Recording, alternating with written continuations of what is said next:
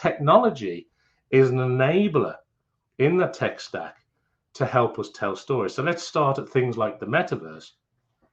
At the moment, as we know, we all put this big device on, right? And we all look into this thing. And inside this thing, it looks really cool. And the technology is improving all the time. For anybody else looking in, it looks a little bit strange, right? It's not the most beautiful things. And I'm sure as we go forward and we advance in technology, this thing will be built into frames and it will be in contact lenses, and we'll get very high tech on it in the future. But what's happening in there is a story. People are using avatars, they're creating their own personalities, they're interacting with people. And okay, maybe some of the graphics are a little bit clunky still, maybe it's not quite the way we wanted. But if I can go back just a little bit before I let you get a word in here, if I go back a little bit, I used to be, prior to software, I used to be in telecommunications. And I can remember many, many years ago, BT Group back then had a futurist on staff full time just to look at future technologies. And I'm going back about 20 years, and we had almost like a real-time video conferencing facility. If you imagine this 2 decades ago, way before we even entered the pandemic, everybody got excited about Zoom and all the other tools that are out there. And we used to have this set up in demo labs with conferencing facilities and videos, and you could sit one side of a boardroom table, and on the opposite side were just a bank of video screens, and you could be with other directors from around BT Group, around the world. And I'm going back about 20 years. So technology, now obviously they had an advantage, they were in that sort of space. But obviously technology takes a while for the adoption curve to kick in. But as marketers, if we think about the technology as an enabler to tell stories and to make meaningful, authentic, engaging communications, then I think it changes the story a little bit, because you become a little bit technology agnostic.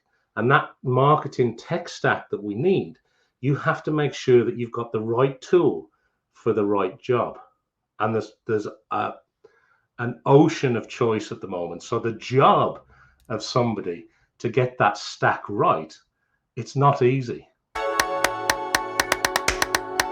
Right? It's becoming even more difficult. Okay, it sounds it's easy because what you describe is tremendous opportunity. Look at us, right? They're live streaming now, endless video content creation opportunities, right?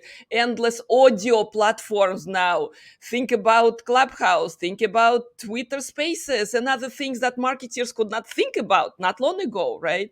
How hard and how expensive it was to set up a webinar, I don't know, 5 years ago, 10 years ago, right? So all that is going away, the cost of entry lowering at the same time. If marketers don't have a story to tell, technology is not going to help. Yeah, exactly. So the trouble is, it's like if you go back to let's say Web 2.0, and we talk about social media platforms. That's kind of Web 2.0. It feels a little bit old now, and we're still doing roughly the same things on the main platforms.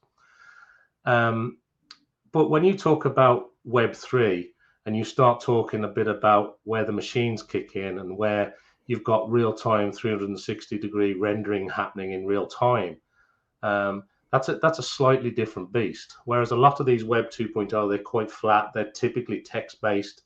It's message-to-message type communication, whereas our conversation here live, obviously for people watching the live stream or possibly watching this back on recording, it's a real conversation between two people happening in bits and bytes behind the scenes. But this is happening in a virtual environment now. So whether I was on a call yesterday, you mentioned social audio. So I was on a Twitter space yesterday, and Jack Dorsey, who was the founder of Twitter, and he's gone off and Square, and he's big into crypto and all the rest of it.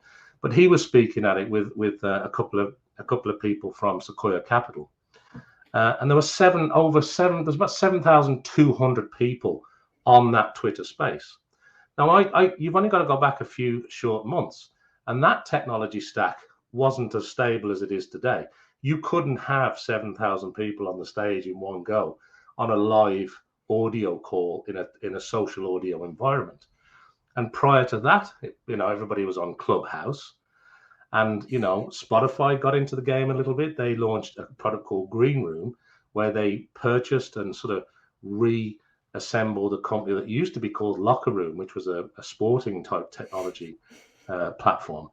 But right now, it seems to be Twitter doing a lot of development. I know Clubhouse sort of gone down a little bit, and it's all sort of competing.